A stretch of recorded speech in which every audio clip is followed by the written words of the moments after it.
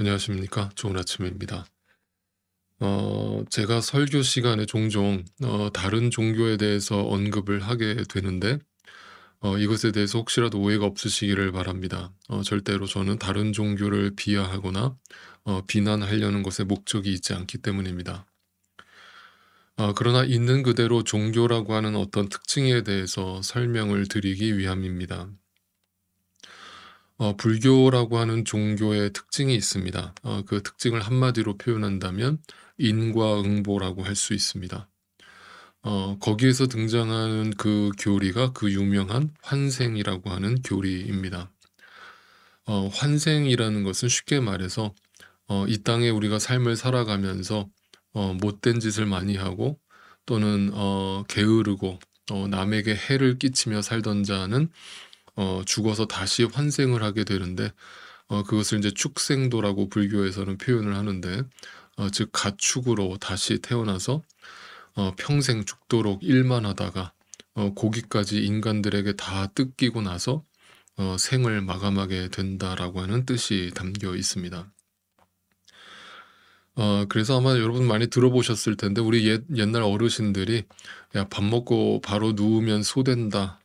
이런 말씀들 많이 들어보셨죠? 예, 그게 사실은 불교의 핵심 사상인 것이죠.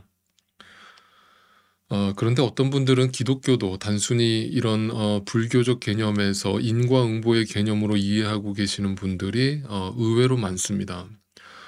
만약 그렇다면 지금 우리가 살펴보고 있는 이 사사기의 이스라엘 백성들의 모습은 도저히 그들을 살려놓을 이유를 찾지 못하게 됩니다. 하나님 입장에서 그들을 다 심판하고 죽여버리시든지 아니면 불교적으로 표현한다면 다들 개, 돼지, 소로 다시 환생하게 하셔서 그들에게 고통을 주시든지 그런 결과를 만들어내셔야 하는 것이죠. 그래서 성경이 말하는 구원은 어떤 행위적인 부분에서 인과응보에 의한 우리의 선행이나 우리의 의로 인해서 얻어지는 보상이 아니라는 것을 분명히 기억하실 필요가 있습니다. 오직 성경이 말하는, 기독교가 말하는 진리는 예수 그리스도를 통해서 주어지는 은혜라는 사실 또한 절대로 잊지 마시기를 바랍니다. 오늘은 이것에 대해서 좀 더 깊이 묵상을 해보도록 하겠습니다. 아침 묵상 시작하겠습니다.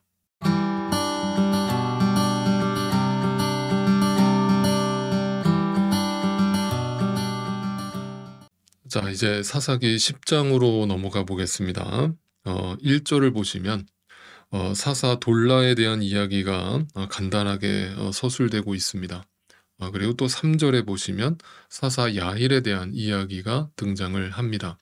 그리고 이 10장은 사사 입다의 이야기를 6절부터 설명을 하고 있는데 사실은 이것이 이 10장이 쓰여진 목적이기도 합니다. 그러니까 사실상 이 사사기 10장은 6절부터 시작된다라고 보시면 되겠습니다. 자, 6절을 읽어보겠습니다. 이스라엘 자손이 다시 주님께서 보시는 앞에서 악을 저질렀다. 그들은 바알 신들과 아스타롯과 시리아의 신들과 시돈의 신들과 모압의 신들과 암몬 사람의 신들과 블레셋 사람의 신들을 섬기고 주님을 저버려 더 이상 주님을 섬기지 않았다. 이스라엘은 또다시 하나님 앞에서 악을 저지릅니다. 그것을 우상 숭배로 드러났습니다. 그 우상 숭배의 모습은 어디서 듣도 보다 못한 우상들을 곳곳에서 전부 끌어가지고 와서 그 우상들을 섬기고 여호와 하나님을 철저하게 버려버리는 모습으로 나타납니다. 여기서 마지막에 주님을 저버려 더 이상 주님을 섬기지 않았다라고 하는 이 결론이 참 섬뜩하게 다가옵니다. 여러분 정말 하나님의 입장에서 한번 생각을 해보세요. 이거 어떻게 해야 됩니까? 만약에 우리가 이런 인간들을 하나님의 입장에서 인과응보의 시선으로 인간들을 바라본다면 하나님이 그런 하나님이시라면 이 인간들을 어떻게 처분해야 맞는 것입니까? 네, 그 행한 대로 네, 심판하셔야 맞겠죠. 자, 그런데 11절을 또 보겠습니다. 주님께서 이스라엘 자손에게 말씀하셨다. 내가 너희를 이집트 사람과 아모리 사람과 암몬 사람과 블레셋 사람에게서 구원하지 아니하였느냐? 자, 하나님이 뭐라고 자기 자신을 설명하는지 들어보세요. 지금까지 내가 너희에게 어떻게 행동했는가를 다시 한번 우리에게 상기시켜 주는 거예요. 여러분, 기억하세요. 오늘도 우리가 지금 하나님의 말씀을 묵상하고 있지 않습니까? 하나님의 말씀은요, 다른 게 아니에요. 우리는 자꾸 망각하기 때문에 하나님이 나를 어떻게 인도하셨고 나에게 어떤 은혜를 베풀었는지를 자꾸 우리는 잊어버리기 때문에 하나님은 그것을 우리에게 상기시켜 주고 계시는 거예요.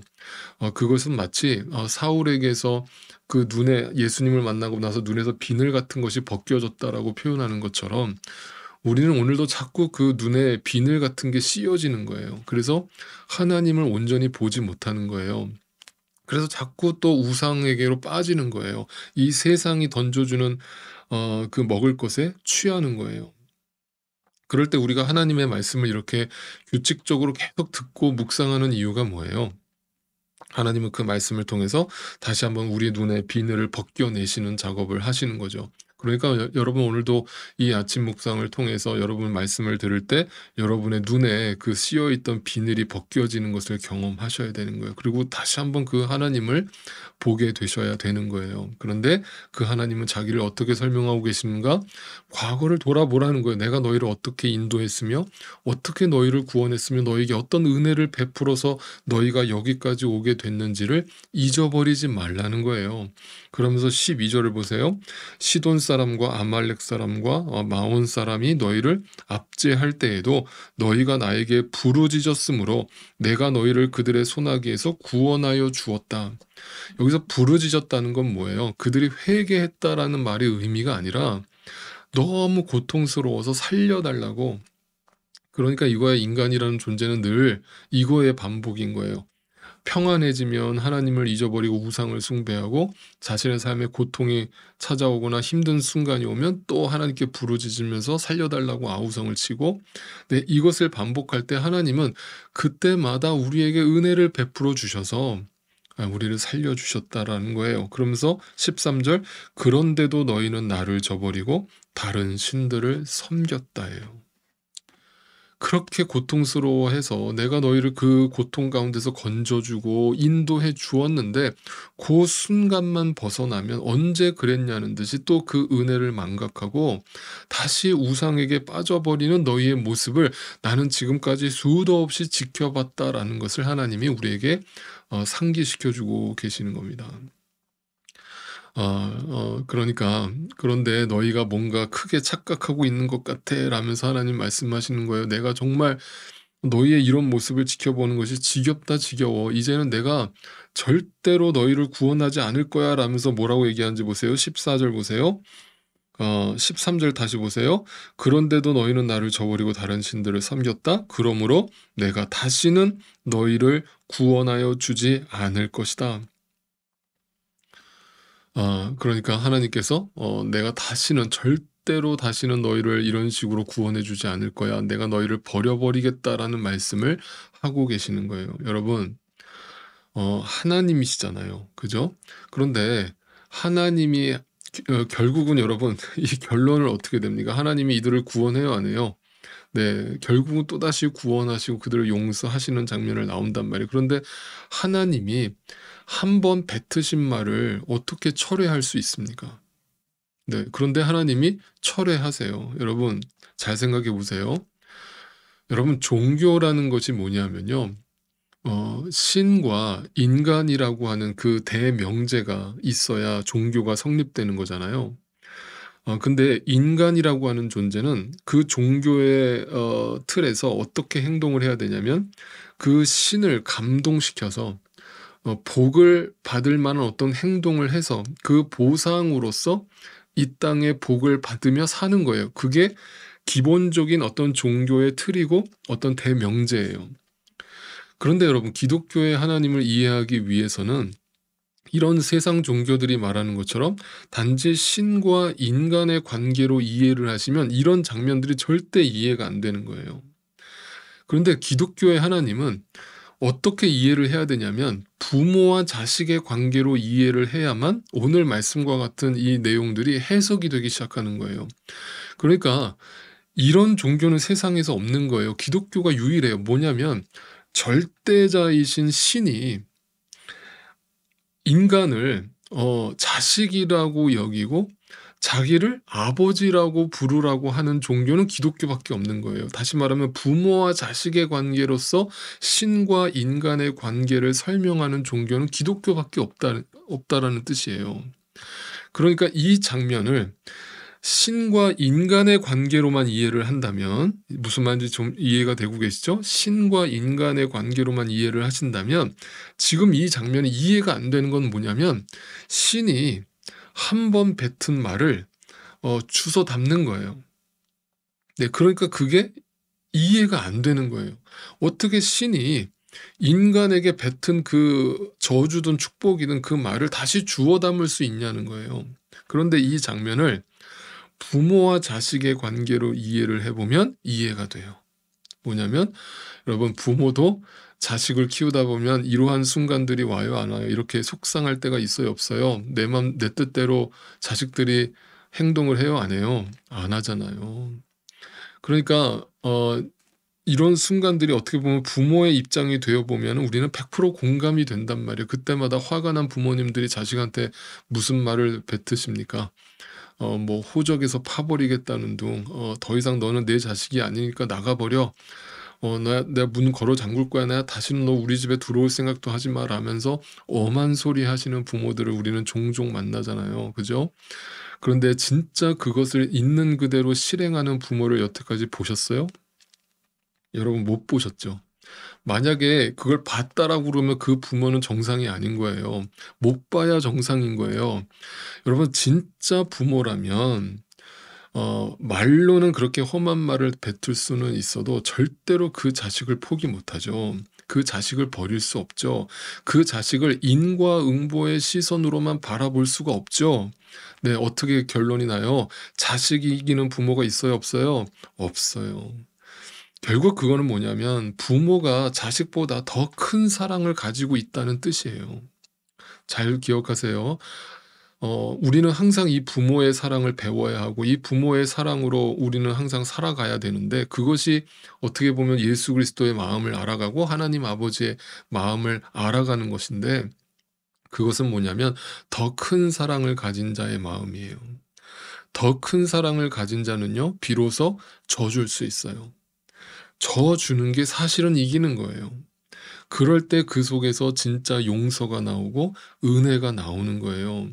근데 이게 부모 자식의 관계에서는 너무나 자연스럽게 물 흘러가듯이 그냥 나와요. 노력하지 않아도 나와요. 그런데 이게 다른 사람일 경우에, 네, 다른 사람에게는 이게 나오지가 않아요. 조금만 내 기준에서 어긋나면 인과응보의 시선으로 바라보게 된단 말이에요. 그리고 함부로 남을 정죄하고 판단하고 심판하는 죄를 우리는 짓는단 말이에요. 그건 뭐냐면 그게 안 믿는 사람인 거예요. 믿는 사람은 그 하나님 아버지의 마음을 아는 사람이고, 하나님 아버지의 마음을 아는 사람은 그 내 자식뿐만 아니라 다른 사람도 그 부모의 마음으로, 더 큰 사랑을 가진 자의 마음으로 바라보게 되는 거예요. 그러니까 오늘 하나님은 지금 엄청나게 속상하신 거예요. 네, 그 자식들이 똑같은 죄를 반복하는 모습을 보면서 너무너무 화가 나는 거예요. 근데 만약 그 하나님이 우리 인간에게 신으로서만 존재하려고 하셨다면 이렇게 속상해 하실 필요도 없어요. 그냥 다 쓸어버리시면 끝나는 거예요. 뭐가 아쉬워서 신이 인간에게 자신이 뱉은 말을 다 주워 담아 가면서까지, 자신의 면목이 안 서면서까지, 체면을 구겨가면서까지 그들을 또 품어주는 모습으로 등장하냐는 말이에요. 네, 바로 이게 죄인들을 향한 하나님 아버지의 마음이에요. 절대로 잊지 마세요. 그러니까 이 하나님 아버지의 마음을 모르는 신자들이 교회 안에서 조금만 자기 마음에 안 들면 함부로 입을 놀리는 거예요.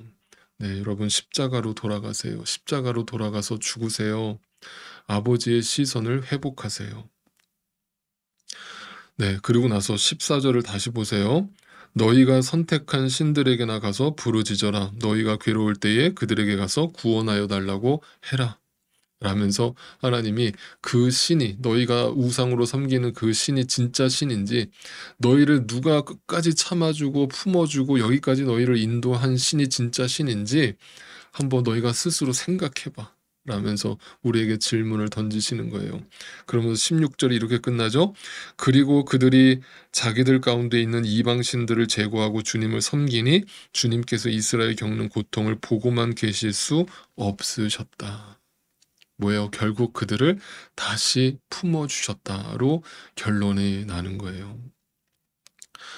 여러분, 예수라고 하는 이름의 뜻이 뭐라고 했죠? 네, 그것이 이제 히브리어로 여호수아, 조슈아, 그래서 여호와는 구원이시다라고 하는 뜻이라고 했습니다. 그러니까 여러분, 예수의 이름에 왜 능력이 있는 줄 아십니까? 네, 그게 구원의 이름이기 때문에 그래요. 오늘 16절에 나타나는 그들의 고통을, 그 이스라엘이 겪는 고통을 보고만 계실 수 없었다. 여러분, 거기다 밑줄을 쳐 놓으세요. 그게 하나님 아버지의 마음이고, 그것이 바로 그 하나님 아버지의 마음을 품고 이 땅에 오신 예수라는 뜻이에요. 만약에 인과응보가 종교고 그것이 기독교 신앙이라면 우리는 둘 중에 하나예요. 죽을 때까지 착한 척하면서 죽도록 선행과 도를 닦다가 죽어야 하는 것이고, 아니면 뭔가 한 가지라도 하나님의 뜻에 어긋나는 행동을 하면 우리는 다 심판받고 지옥 가야 되는 거예요. 그런데 우리에게 어느 날 예수 그리스도라고 하는 이름이 주어졌어요. 그 예수의 이름의 의미는 우리의 고통을 보고만 계실 수 없었기 때문에 주어진 아버지 하나님의 사랑이고 아버지 하나님의 은혜라고 선포하고 있는 거예요. 그래서 탕자를 품어주고 그 탕자에게 잔치를 베풀어주는 아버지의 사랑이라고 말하고 있는 거예요. 그 예수의 이름의 무게가 가볍습니까? 이것이 값싼 은혜가 될 수 있습니까? 아, 기독교는 참 쉬운 종교네 하면서 입으로만 예수 예수 떠들면 구원받는다는 뜻입니까? 만약 그렇게 생각하는 사람들이 있다면 그 사람들은 아직도 예수를 만난 사람들이 아닌 거예요. 여러분, 예수의 이름은 세상 어떤 이름보다 무겁고 진중한 이름이라는 것을 기억하세요. 그 이름의 의미를 알고 엎드리는 자들이 이 땅의 삶을 어떻게 살아가게 될지는 스스로 자신을 돌아보시고 스스로 결정하세요. 지금 이 사사기에서 죄와 우상 숭배를 반복하고 있는 이스라엘의 모습은 어쩌면 아직도 그 예수의 이름의 무게를 알지 못하는 자들, 그 은혜를 모르는 자들의 모습인 거예요. 부디 우리는 이렇게 죄악된 삶을 반복하지 않게 되실 수 있기를 바라고, 오늘도 그 예수 그리스도의 이름의 무게를 다시 한번 내 마음에 깊이 새기고, 오늘도 하나님 아버지의 그 은혜와 사랑 속에 깊이 빠져서 그 은혜로 충만한 하루가 되실 수 있기를 주님의 이름으로 축원드립니다. 내일 아침에 또 뵙겠습니다.